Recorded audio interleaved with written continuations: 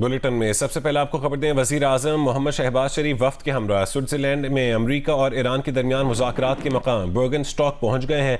वज़ीर आज़म अमरीका और ईरान के दरमियान मुज़ाकरात में शिरकत करेंगे।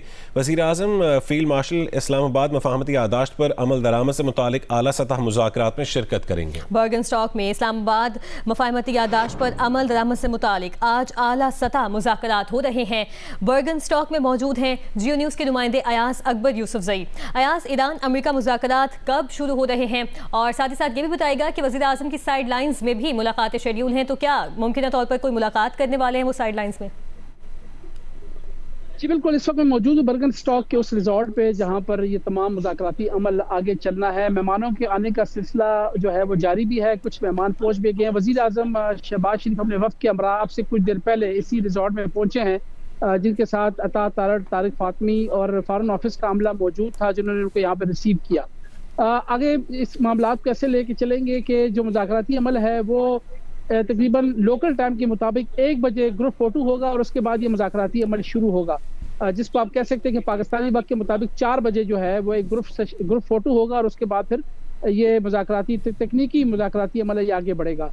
अब पाकिस्तान की जो मुलाकातें हैं, हमारे पास इतला ये है कि 11 बजे लोकल टाइम और 1 बजे जो है वो पाकिस्तानी टाइम के मुताबिक वज़ीर आज़म की अहम मुलाकातें हैं, जिसमें वाइस प्रेसिडेंट जो हैं यूएसए की जेडी वैंस और उनके साथ जो उनकी वफ़द के लोग हैं वो इस मुलाकात में होंगे। और उसकी मुलाकात के बाद फिर ईरानी वफ़द के साथ जो बाकिर कालिबाफ और अब्बास इराक़ची की क़यादत में जो वफ़द यहाँ पर पहुँचा है ईरान का, उनसे मुलाकातें होंगी। ये डिटेल मुलाकातें होंगी, इसके अंदर तमाम तर चीज़ें जो है वो डिस्कस की जाएंगी, क्योंकि पाकिस्तान का जो रोल है इसमें एज ए सालिस है, तो पाकिस्तान एक मीडिएटर का रोल प्ले कर रहा है। तो दोनों तरफ की जो गुफ्तगू है, ये जो 14 नकाती जो एक MOU है, इसके ऊपर फर्दर जो है वो पाकिस्तान दोनों को सुनना भी चाहेगा और फिर दोनों के दरमियान मीडिएशन का रोल भी पाकिस्तान प्ले करने जा रहा है।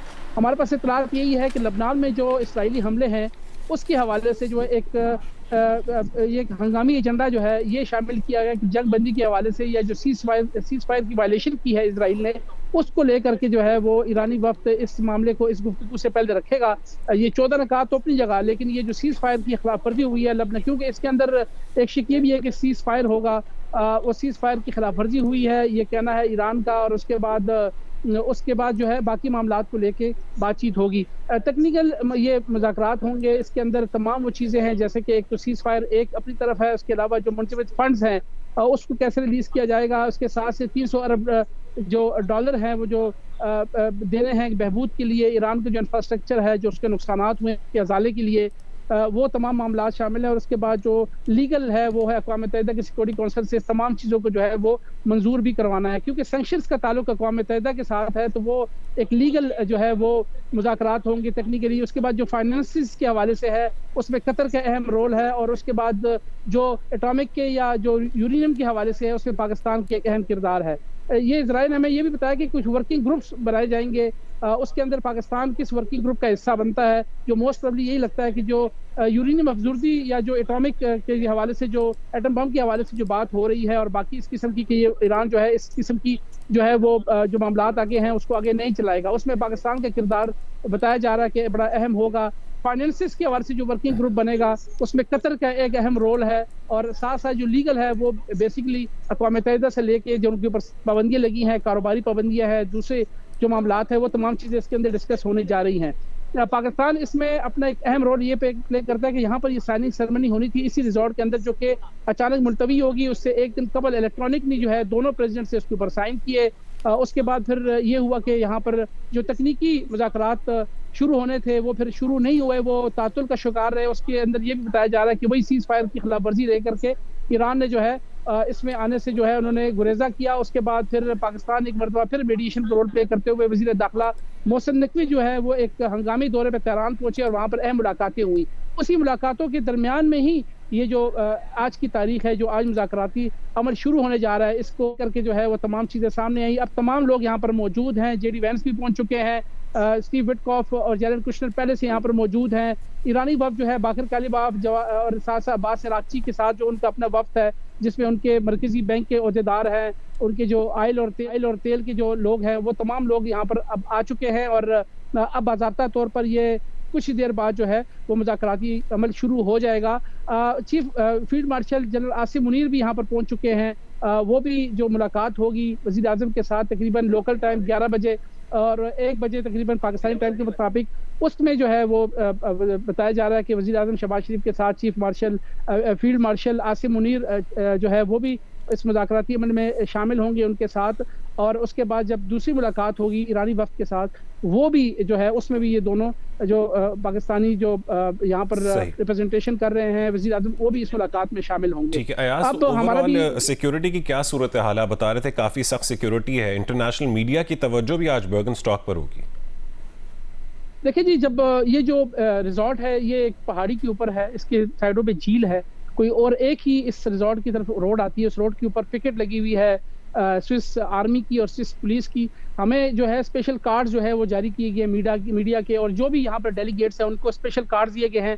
वहाँ पर पहले रोका जाता है, वहाँ पे कार्ड चेक किए जाते हैं, उसके बाद फिर दूसरी फिर तीसरी 3 जगह पर ये जो है चेक पोस्टें लगाई गई हैं और यहाँ पर लोगों को आने दिया जा रहा है। हमें एक लिमिटेड एक्सेस दी गई थी, जो कि हमने अराइवल दिखाया भी है आपको वज़ीर आज़म शहबाज शरीफ का, उस वक्त तक की एक्सेस थी। अब वहाँ से हमें भी हटा दिया गया है, क्योंकि वहाँ पर अब यूएसए और ईरान के डेलीगेशन भी कुछ देर बाद जो है वो आना शुरू हो जाएंगे, तो इसलिए सिक्योरिटी कंसर्न की वजह से जो है हमें वहाँ से हटाकर मीडिया सेंटर की तरफ लाया गया है, जहाँ से मैं अभी आपको बाहर साइड से रिपोर्ट भी कर रहा हूँ। मेरी तरफ पीछे बैक पे आपको पहाड़ी भी नज़र आ रही है। मेरे सामने ये बिल्डिंग है जो रिजॉर्ट है, और उसके पीछे जो है वो पानी है सारा।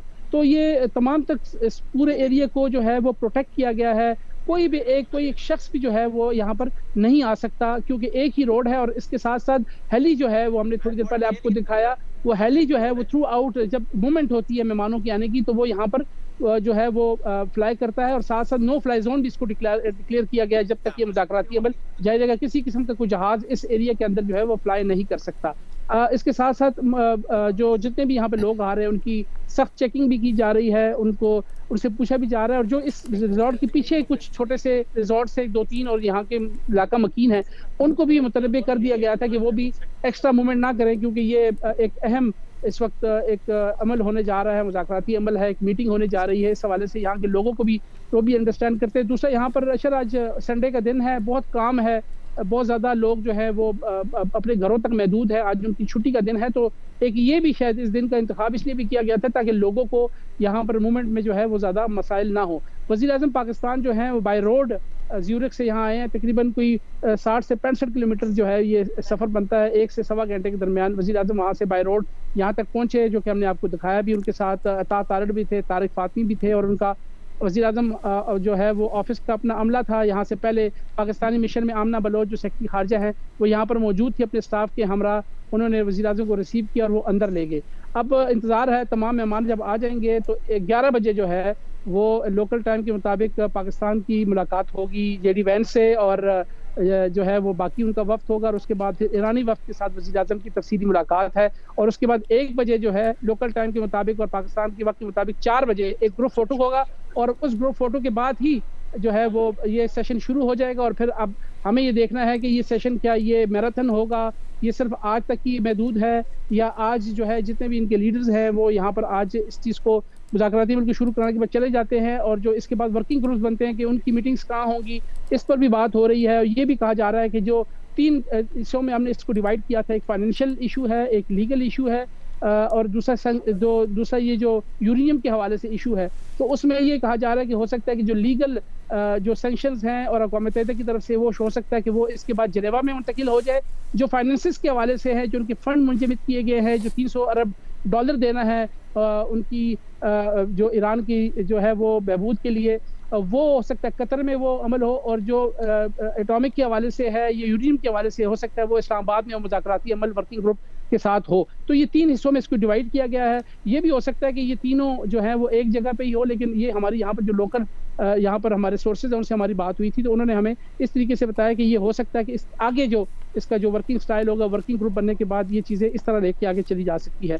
लेकिन फिर भी इसमें सेरा वाकई ही पाकिस्तान को जाता है। वज़ीर आज़म Pakistan, field marshal general Asim Munir, वज़ीर दाखिला, ये तमाम तर लोग एक्टिव रहे। इसके बावजूद कि यहाँ पर जो साइनिंग सेरेमनी के बाद टेक्निकल मुज़ाकरात शुरू हो रहे थे वो तातुल का शिकार हुआ, और फिर पाकिस्तान ने इंटरवीन करने के बाद एक मरतबा फिर इस मुज़ाकराती अमल को जो है वो चलाया। और वो आज प्रैक्टिकली तमाम लोग यहाँ पर मौजूद हैं। मेला सज चुका है, इस रिजॉर्ट को मुकम्मल तौर पे तैयार किया गया है। अंदर हॉल है, उसके अंदर जो है मुख्तलिफ जो है वो उन्होंने इंतजाम किए हुए हैं और सिक्योरिटी के हवाले से भी बेहतरीन इंतजाम हैं। बाकी मेहमानों को भी सिक्योरिटी के हवाले से भी बेहतरीन इंतजाम हैं। अयाज अकबर यूसुफजई जी न्यूज़ के नुमाइंदे बर्गन स्टॉक में मौजूद थे और इस हवाले से तफसीलन आगाह कर रहे थे। अयाज आपसे वक्तन फ़वक्तन अपडेट्स लेते रहेंगे।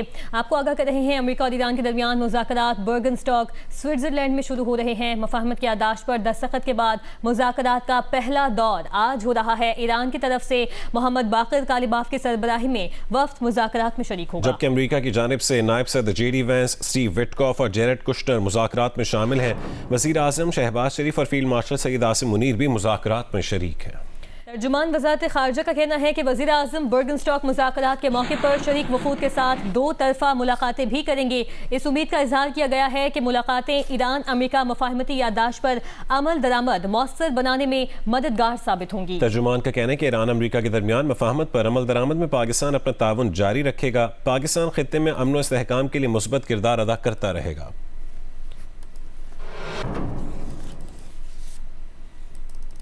ईरान का मुज़ाकराती वफ़्द मोहम्मद बाकिर कालिबाफ की सरबराही में स्विट्ज़रलैंड पहुंच चुका है। ज़्यूरिख एयरपोर्ट पहुंचने वाले वफ़्द में ईरानी वज़ीर ख़ारजा अब्बास अराग़ची, सिक्योरिटी, मरकज़ी बैंक और तेल के ओहदेदार भी शामिल हैं। वफ़्द को मिनाब 168 का नाम दिया गया है। बाकिर कालिबाफ ने कहा कि मिनाब के मजलूम बच्चों और ईरान के शहीदों को हर वक्त अपने कामों का गवाह समझते हैं। शहीद हमें देख रहे हैं और उन्हें हमसे बहुत उम्मीदें हैं। दुआ है कि वो शहीदों और ईरानी कौम के सामने शर्मिंदा न हों। इससे पहले अमेरिका के नायब सदर JD वैंस भी ईरान से मुज़ाकरात के लिए स्विट्ज़रलैंड पहुंच गए हैं।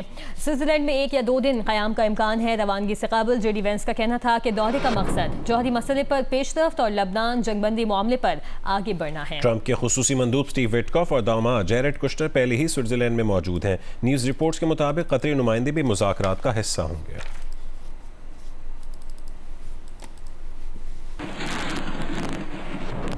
अमरीकी सदर डोनाल्ड ट्रंप ने कहा है कि जंगबंदी के अरसे में 60 रोज़ तक आबना हुर्मुज़ में कोई टैक्स नहीं होगा। यही नहीं बल्कि 60 रोज़ गुजरने के बाद भी कोई टैक्स नहीं लिया जाएगा, सिवाय इसके कि ये टैक्स या तो अमरीका लगाए या अमरीका के लिए हो। अमेरिकी सदर ट्रंप ने अमेरिका को मशरिक़ वस्ता के ममालिक के लिए निगहबान फरिश्ता करार दिया। कहा मुआहिदा न होने पर अमरीका मशरिक़ वस्ता की सिक्योरिटी अखराजात के बदले टोल आयद कर सकता है।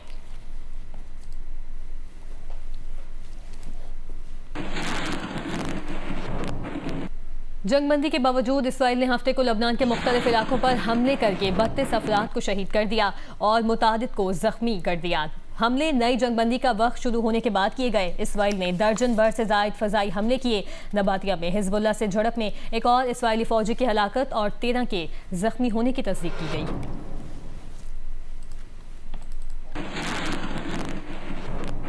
इसराइली वज़ीर आज़म नेतन्याहू ने इसराइली फ़ौज को जनूबी लेबनान में हमले रोकने का हुक्म दिया है। इसराइली मीडिया के मुताबिक नबातिया के करीब अली अल ताहिर पहाड़ियों पर कब्ज़े की इसराइली कार्रवाई जारी रहेगी।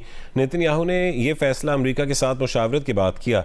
इससे पहले इसराइल के लेबनान पर हमलों के जवाब में ईरान ने आबना हुर्मुज़ बंद कर दी थी। ईरानी खातिमुल अंबिया ब्रिगेड ने कहा आबना हुर्मुज़ को अमरीका ईरान मफाहमती यादाश्त की खिलाफ वर्जी पर बंद किया गया। ये पहला कदम है। जाहरियत जारी रही तो मज़ीद इक़दाम करेंगे। उधर तर्जुमान अमरीकी सेंटकॉम का कहना है कि ईरान आबना हुर्मुज़ को कंट्रोल नहीं करता, वहाँ बहरी नक्लो हरकत जारी है। अमरीकी अफवाज निगरानी कर रही हैं।